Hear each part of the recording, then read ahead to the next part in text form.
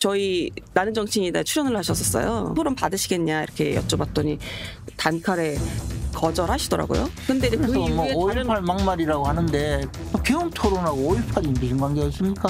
하도 계엄 이야기하다가 이제 궁지에 몰리니까 이제 출구 전략으로 네. 서울범이라고 만들어서 뭐 계엄 발동 요건을 강화한다 하길래 네.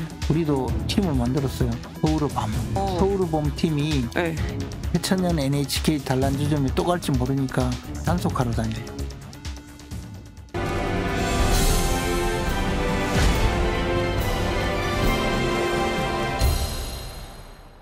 민주당 얘기 짧게만 하고 이제 저희가 마무리를 할게요. 김민석 최고위원이 네. 그 계엄령 의혹설 제기하셨을 때 그 최고위원님께서 공개 토론하자고 제안하셨었잖아요. 그게 아니고 김민석 최고위원이 공개 토론하자고 했죠. 예. 그래서 내가 받아주겠다 했는데 꼬리 내렸죠. 뭐.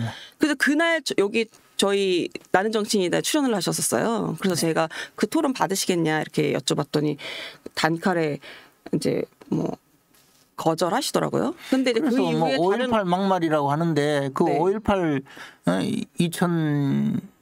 2000년 네. 5.18 전야제 가셔서 그 새천년 NHK 단란주점에서 술 마시고 광주 정신을 모욕한 분이 제가 무슨 5.18 막말을 했다는 건지 저는요 그게 아니고 5.18 정신을 헌법 전문에 올리는 문제에 대해서 어떻게 생각하냐고 해서 저는 반대다라고 해서 많은 비판을 받고 지금부터는 절대로 반대하지 않겠습니다라고 그렇게 제 소신까지 바꾼 사람이에요. 그래서 그리고 지금 그게 전부 다예요. 네. 근데 김민석 의원은 5.18 전야제에 가서 여정업은 양쪽에 앉혀놓고 술 마시고 그리고 나서 지금까지 5.18 거론하면서 그날 그 5.18 정신을 모욕하고 더럽힌 죄에 대해서 한번 사과한 적 있나요? 그분은 심지어 저 검은 돈 받고 교도소 갔다 와도 사과한 적도 없잖아요. 좀 사과 좀 하고 그 다음에 뭐 5.18 정신을 거론하든지 하지. 그렇잖아요. 근데 또 계엄 토론하고 5.18이 무슨 관계가 있습니까? 그리고 서울범이라고 하길래 서울범을 또 만들어서 서울범 사법? 그래서 계엄 발동 요건을 강화한다는 거예요. 네. 하도 계엄 이야기하다가 이제 궁지에 몰리니까 이제 출구 전략으로 네. 서울범이라고 만들어서 뭐 계엄 발동 요건을 강화한다 하길래 네. 우리도 팀을 만들었어요. 서울범. 그래요? 네, 서울범. 서울범 팀이 네. 새천년 NHK 단란주점에 또 갈지 모르니까 단속하러 다녀요. 실제로 진짜 만드셨어요? 밤마다 그 단속을 해야 되니까 서울범으로 만들었어요. 아니 그 서울범도 활동 상황을 비공개에 붙인다고 해서 우리도 비공개에 붙였어요. 활동을. 아니 이 계엄설 관련해서는 뭐 야당에서는 뭐 저 자료가 많다고는 하는데 아직 구체적으로 뭔가 제시를 막 하지. 제보가 많이 들어오는데 네. 제보자가 위험해질까 봐 공개를 못 한대요. 그래 저희들도 그분들이 좀 집단 실성했다는 제보가 좀 들어왔는데 그 제보자를 밝히면 그분도 좀 공지에 몰릴까 봐 제가 밝히지 않았어요. 민주당이 계엄령 이어서 이제 이재명 대표 테러설도 계속 얘기를 하고 주장하고 있잖아요. 그래서 근데 왜 이런 게 근거가 있어서 주장을 한다고 그것도 제가 보세요? 보니까 김민석 의원이 그러대요. 그러니까 김민석 최고위원이 이제 조금 총대를 메고 아니면 선봉했어서 테러를 당할 수 있으니까 네. 대비를 한다고 막 그러더라고요. 근데 사실 그 부분에 대해서는 그런 이야기를 할 수가 있어요. 뭐냐면 박근혜 전 대통령이 그 후보 시절에 현대백화점 앞 신촌 그거는 이제 그 전에 대표 시절에 커터칼로 테러를 당했었고 그게 아니고 그 이후에 2012년 선거 때 그때 이제 압도적으로 우리가 유리하다고 보고 우리 지지자들 중에는 저 후보님 테러 당할 수 있으니까 조심하라고 저한테도 많은 이야기가 있었어요. 그래, 그런 정도 이야기를 하면 괜찮은데 그건 뭐 이야기할 수 있죠. 근데 지지자들 사이에서 이제 그렇죠. 근데 이게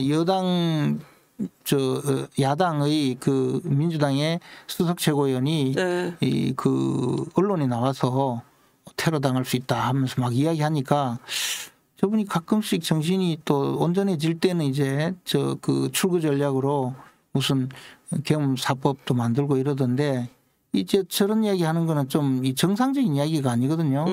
그래서 제가 만나면 또 그 이야기도 해주고 싶어요. 이재명 대표는 괜찮아요. 대선 전에 교도소 가시면 그 안에서 철통같이 국가에 지켜주거든요. 네. 테러 당할 가능성이 별로 없어요. 그 안에 가면. 교도소 가시면 돼요. 국회에서 뭐 최고위원 회의하고 하시면 본청 들어가시잖아요. 네. 못 뺐나요? 서로 방향이 달라서 이렇게. 그때 들어가서 이제 민주당은 이쪽이고 국민의힘 쪽은 이쪽이잖아요. 근데 이 가운데서 만나시진 못하세요? 만나실 수도 있지 않아요? 같이 그 본회장 올라가는 그 계단 그 앞서 그 도로 앞에서 출몰하는 시간이 좀 달라서. 둘 분 만나실 때 제가 한번 가서 뵙는데. 아니 이거까지 요거 마지막 질문 드릴게요. 임종석 전 비서실장이 통일하지 말자 이렇게 주장하셨잖아요. 두 국가론. 이래서 이제 좀 사실 좀 민주당 내에서도 조금 놀라기도 했고 윤석열 대통령도 반헌법적 발상이다 이러면서 비판 크게 하셨는데 어떻게 보세요? 그 이제 본색을 드러내는 거죠. 그분들. 그분들이 평생 이 임종석 같은 분은 평생 네. 통일을 우려먹고 지금까지 호요식하면서 잘 살았잖아요. 고관대작도 지내고 그분 뭐 통일의 꽃이라고 임수경 씨를 북한으로 평양으로 네. 보내서 뭐 통일의 꽃이라고 하고 계속 그려왔잖아요. 근데 그분들의 마음 실상이 바로 그거죠. 통일로 지금까지 그 호요호식한 통일업자들이죠. 사실은. 통일업자. 예, 통일을 주장하면서 통일 호소인들이죠. 결국은. 그런데 사실은 통일에 대해서 어떤 생각이 있었는지를 보면 네. 늘 북한의 그 주장에 동조해 왔어요. 네. 그러니까 북한이 통일하자고 하면 북한 통일 방식에 네. 동조해 온 분들이라고 봐요. 뭐 그리고 북한의 주장에 맹종해 온 분들이죠. 어느 분이 우리 여권의 정치인이 오세훈 시장이 말씀하신 것 같은데 북한의 종북이 아니고 충북이라고 그죠? 북한에 충성해온 충북 그래요. 종북이 아니다 뭐 그러는데 김정은 정권의 충북들이죠 뭐 충북이 아니고 김정은 정권의 충북이라고 보는데 충북 맞다고 하네요 저희. 네 그런데 오세훈 시장이 말씀하셨대. 김정은 북한 뭐 무슨 위원장이 그 얼마 전에 갑자기 이제 이게 국가론을 제기를 했어요. 그러니까 이제 통일이니 뭐니 이야기하지 말고 남북한 따로 잘 살자 이거예요. 근데 네. 두 가지 문제가 있죠.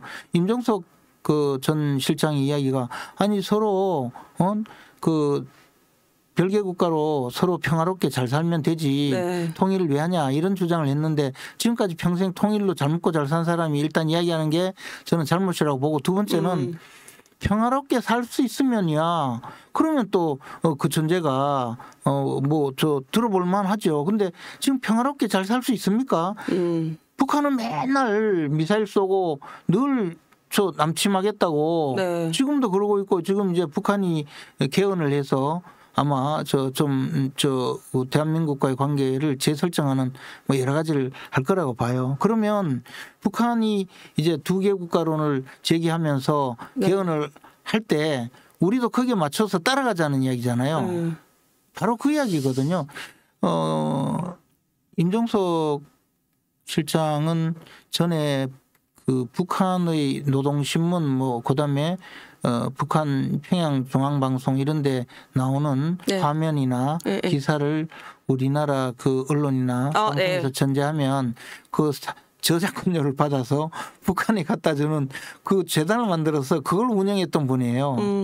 그러니까 북한을 위해서 정말 열심히 사신 분이죠. 이제 또 김정은 정권이 두 개 국간을 내세우면서 이제 통일하지 말자 하니까 남한에서 호응하고 나선 분이죠. 남한에 그렇게 하면 꼭 세 명이 나서요. 누구를? 한 분은 이종석, 한 분은 정세현, 한 분은 대체로 좀 어정쩡하게 박지원 이런 분들이 대체로 북한 주장에 비슷하게 따라가는 경우가 있어요. 아니 박지원 의원이 그 말씀 하시더라고요. 임종석 전 비서실장 발언에 학자라면 그렇게 말을 할 수 있는데 정치인은 안 된다. 정치인이라면 그거는 조금 적절하지 않다. 아니 그래서 박지원 의원은 보면 한 반쯤 따라가고 정세현 전 장관은 임종석 전 실장 발언이 맞다라고 그리고 말씀하시더라고요. 근데 저는 이런 의문이 있더라고요. 이종석 전 그 통일부 장관이네요. 그 의견은 제가 못 들었는데 체크를 못했는데 임종석 전 비서실장은 어쨌든 전대협 3기 의장이기도 하고 그 86세대에 말씀하신 대로 어쨌든 상징적인 인물이기도 하고 이제 본인이 그걸 모르지도 않고 그리고 임종석 전 비서실장의 그 사실 북한과 관련된 것들에 대해서는 어쨌든 친북 뭐 우리말 좌빨 뭐 이런 것들에 본인 입장에서 이제 더 씌워지는 거에 대한 그 조심하는 그런 것들이 있어서 이 워딩을 하면 미칠 파장을 분명히 본인이 모르지 않았을 텐데 왜 했냐고요? 이 시점에 아니 제가 이야기했잖아요. 충복. 김정은의 충복. 그 심지어 그러니까 북한에서 이야기하는 것을 여기서 방송을 해야 되잖아요. 이게 맞다고. 아니 심지어 김민석 최고위원조차도 DJ였다면 김정은한테 동조하지 않을 것이라고 해서 사실상 손절하는 이런 분위기를 보인다니까요. 지금부터 깃발이 올라갔잖아요. 지금부터 보면 서서히 또 그쪽에 그 동조하는 사람이 늘어날 가능성이 있어요. 그리고 그래서 우리 사회가 얼마나 엄중한 이 위협에 처했는지도 한번 생각을 해봐야 된다는 거죠. 네, 알겠습니다.